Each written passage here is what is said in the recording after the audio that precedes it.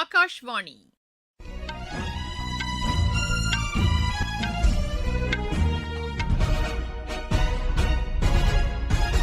செய்திகள் வாசிப்பவர் சுமித்ரா ரத்னம். தலைப்புச் செய்திகள்: காஃபி ஏற்றுமதி தொடர்ந்து அதிகரித்து வருவதாக பிரதமர் திரு நரேந்திர மோடி கூறியுள்ளார். தீவிரவாதத்திற்கு ஆதரவு அளித்து வருவதை பாகிஸ்தான் நிறுத்தவில்லை என்று மத்திய அரசு குற்றம் சாட்டியுள்ளது. மருத்துவ கல்விக்கான கட்டமைப்பு வசதிகள் மேம்படுத்தப்பட்டு வருவதாக மத்திய சுகாதாரத்துறை இணையமைச்சர் திருமதி அனுப்பிரியா பட்டேல் தெரிவித்துள்ளார். மின்துறையில் ஒத்துழைப்பை வலுப்படுத்துவது என இந்தியாவும் இலங்கையும் முடிவு செய்துள்ளன. ஆசிய இளையோர் பளுதூக்கும் சாம்பியன் போட்டியில் இந்தியா இன்று ஒரு தங்கம், 2 வெள்ளிப் பதக்கங்களை வென்றது. இனி விரிவான செய்திகள்.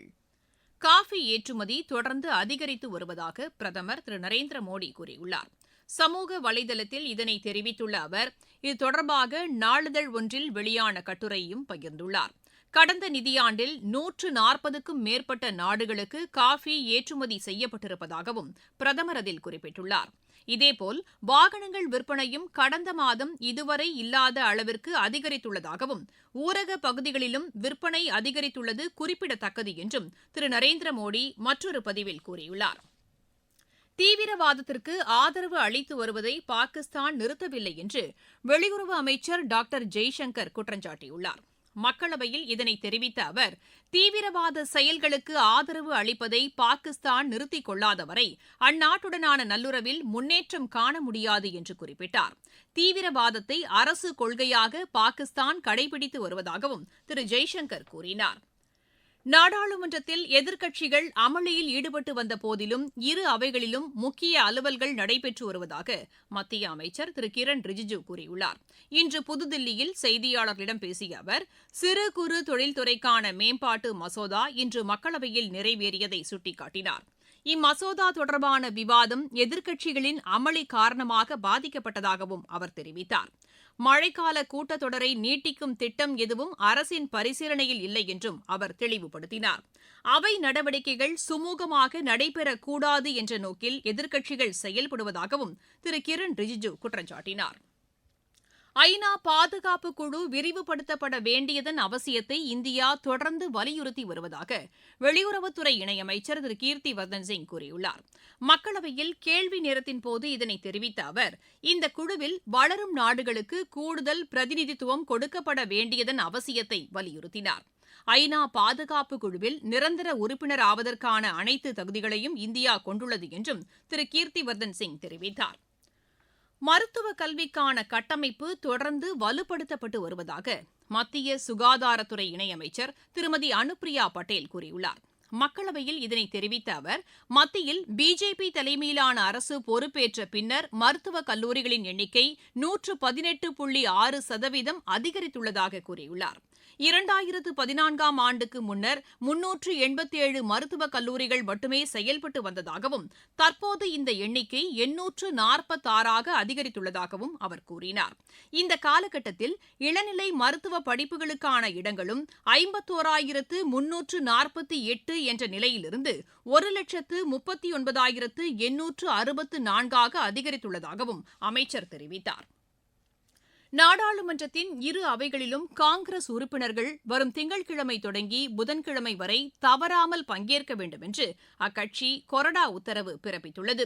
எதிர்க்கட்சிகளின் ஒருங்கிணைந்த கூட்டணியில் இடம்பெற்றுள்ள உறுப்பினர்களும் பங்கேற்பதை உறுதி செய்யுமாறு காங்கிரஸ் சம்பந்தப்பட்ட கட்சிகளுக்கு அறிவுறுத்தியுள்ளது. வெளிநாட்டு நன்கொடை திருத்த மசோதா நாடாளுமன்றத்தில் அடுத்த வாரம் விவாதத்திற்கு எடுத்துக் கொள்ளப்படும் என்று அறிவிக்கப்பட்டிருக்கும் நிலையில் காங்கிரஸ் இந்த உத்தரவினை பிறப்பித்துள்ளது. தொகுதி மறுவரையறை தொடர்பான அரசியல் சாசன திருத்த மசோதாவும் கொண்டுவரப்படக்கூடும் என்ற எதிர்பார்ப்பில் காங்கிரஸ் இந்த நடவடிக்கையை மேற்கொண்டுள்ளதாக எமது செய்தியாளர் தெரிவிக்கிறார். கல்வி கட்டமைப்பை வலுப்படுத்துவதற்கு புதுமை கண்டுபிடிப்புகள் அவசியமாகிறது என்று மத்திய கல்வி அமைச்சர் திரு பிரஹ்லாத் ஜோஷி கூறியுள்ளார்.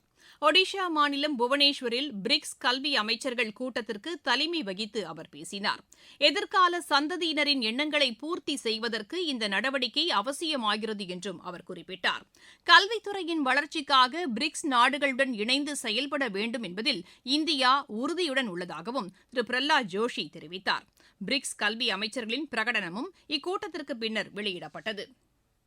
காற்று மாசினை கட்டுப்படுத்துவது தொடர்பான மத்திய அரசின் பரிந்துரைகளை ஹரியானா அரசு நிறைவேற்றி வருவதாக சுற்றுச்சூழல் மற்றும் வனத்துறை அமைச்சர் திரு பூபேந்தர் யாதவ் கூறியுள்ளார். ஹரியானாவின் மனேசரில் நடைபெற்ற நிகழ்ச்சியில் கலந்து கொண்டு பேசிய அவர், சுற்றுச்சூழலை பாதுகாக்க மத்திய அரசு பல்வேறு பரிந்துரைகளை ஹரியானா அரசுக்கு வழங்கியதாக தெரிவித்தார். இதனை ஹரியானா அரசு சிறப்பாக நிறைவேற்றி வருவதாகவும் அமைச்சர் பாராட்டு தெரிவித்தார். சர்வதேச விளையாட்டுப் போட்டிகளுக்கான வீரர்களை தேர்வு செய்யும் நடைமுறைகளில் வெளிப்படைத்தன்மை முழுமையாக உறுதி செய்யப்படும் என்று மத்திய விளையாட்டுத்துறை அமைச்சர் திரு மன்சுக் மாண்டவியா கூறியுள்ளார். இன்று புதுதில்லியில் தேசிய விளையாட்டு சம்மேளனத்தின் செயல்பாடுகள் குறித்து ஆய்வு மேற்கொண்டு அவர் பேசினார். சர்வதேச விளையாட்டுப் போட்டிகளுக்கான வீரர்களை தேர்வு செய்யும் நடைமுறைகள் கேமராக்கள் மூலம் கண்காணிக்கப்பட வேண்டியதன் அவசியத்தையும் அமைச்சர் வலியுறுத்தினார். நீங்கள் கேட்டுக் கொண்டிருப்பது ஆகாஷ்வாணியின் செய்தி அறிக்கை. நேயர்களே, சென்னை அகில இந்திய வானொலியின் மாநில செய்திப் பிரிவு வழங்கும் சுழல் விளக்கு சனிக்கிழமை தோறும் காலை 7 மணிக்கு ஒலிபரப்பாகிறது. நடப்பு நிகழ்வுகளின் கட்டுரை வடிவிலான இந்த பகுதியில் நாளை இடம்பெறுகிறது இல்லம்தோறும் தேசிய கொடி இயக்கம் குறித்த ஒரு பார்வை. பிரதான அலைவரிசையில் ஒலிபரப்பாக உள்ள இந்த நிகழ்ச்சியை கேட்க தவறாதீர்கள். தேர்தல் தொடர்பான நிர்வாகத்தில் ஒத்துழைப்பை வலுப்படுத்துவது என இந்தியாவும் மங்கோலியாவும் முடிவு செய்துள்ளன. இன்று புதுதில்லியில் இந்தியாவிற்கான மங்கோலிய தூதர் திரு உல்சித் லவ்சன்ஜா தலைமை தேர்தல் ஆணையர் திரு ஞானேஷ்குமாரை சந்தித்து பேசினார். இந்த சந்திப்பின் போது தேர்தல் நிர்வாகம் தொடர்பான அனைத்து அம்சங்கள் குறித்தும் விரிவாக விவாதிக்கப்பட்டதாக தேர்தல் ஆணையத்தின் செய்திக்குறிப்பு தெரிவிக்கிறது. இதேபோல் இந்தியாவிற்கான கஸ்கஸ்தான் தூதர் திரு அசமாத் எஸ்கராயிடும் தலைமை தேர்தல் ஆணையரை சந்தித்து பேசியதாக அதில் குறிப்பிடப்பட்டுள்ளது. வெளிநாட்டு முதலீடுகளை ஈர்ப்பதில் குஜராத் முதலிடத்தில் உள்ளதாக அம்மாநில முதலமைச்சர் திரு பூபேந்திர பட்டேல் கூறியுள்ளார். அம்மாநிலத்தில் உள்ள சர்வதேச நிதி தொழில்நுட்ப நகரத்தில் நடைபெற்ற நிகழ்ச்சியில் கலந்து கொண்டு அவர் பேசினார். வளர்ச்சியடைந்த இந்தியாவை உருவாக்க வேண்டும் என்ற நோக்கில் தமது அரசு செயல்பட்டு வருவதாகவும் அவர் தெரிவித்தார். தொழில்நுட்பம் மற்றும் முதலீட்டுக்கான முனையமாக குஜராத்தை உருவாக்க நடவடிக்கை எடுக்கப்பட்டுள்ளதாகவும் திரு பூபேந்திர பட்டேல் கூறினார். வளர்ச்சியடைந்த இந்தியாவை உருவாக்குவதில் இளையோர் முக்கிய பங்கு வகிப்பதாக மகாராஷ்டிர துணை முதலமைச்சர் திரு ஏக்நாத் ஷிண்டே கூறியுள்ளார். இன்று புதுதில்லியில் செய்தியாளர்களிடம் பேசிய அவர், மத்திய அரசு இளையோர் நலனுக்கு எதிராக உள்ளது என்ற எதிர்க்கட்சிகளின் குற்றச்சாட்டு தவறானது என்றார். இளையோர் நலனுக்கு பிரதமர் கூடுதல் முக்கியத்துவம் அளித்து வருவதாகவும் அவர் தெரிவித்தார். நாடாளுமன்றத்தில் விவாதத்திற்கு எதிர்க்கட்சிகள் தயாராக இல்லை என்றும் திரு ஏக்நாத் ஷிண்டே குறை கூறினார். ஜார்க்கண்ட் சட்டப்பேரவையில் பணி நியமன முறைகேடுகள் பிரச்சினையை எழுப்பி பிஜேபி உறுப்பினர்கள் அமளியில் ஈடுபட்டதன் காரணமாக அவை நடவடிக்கைகள் நாள் முழுமைக்கும் ஒத்திவைக்கப்பட்டன. இன்று பேரவை கூடியதும் பிஜேபி உறுப்பினர்கள் இப்பிரச்சினையை எழுப்பி இதற்கு பொறுப்பேற்று முதலமைச்சர் திரு ஹேமந்த் சோரன் பதவி விலக வேண்டும் என்று வலியுறுத்தி முழக்கங்களை எழுப்பினர். இப்பிரச்சினை குறித்து சிபிஐ விசாரணைக்கு உத்தரவிட வேண்டும் என்றும் அவர்கள் வலியுறுத்தினர்.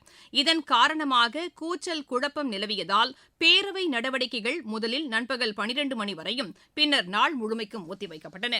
ஆந்திராவில் பாதசாரிகள் பாதுகாப்பு கொள்கைக்கு அம்மாநில அமைச்சரவை ஒப்புதல் அளித்துள்ளது. அமராவதியில் முதலமைச்சர் திரு சந்திரபாபு நாயுடு தலைமையில் நடைபெற்ற அமைச்சரவைக் கூட்டத்தில் இதற்கான ஒப்புதல் வழங்கப்பட்டதாக அம்மாநில அரசின் செய்திக்குறிப்பு தெரிவிக்கிறது. மின்துறையில் ஒத்துழைப்பை வலுப்படுத்துவது என இந்தியாவும் இலங்கையும் முடிவு செய்துள்ளன.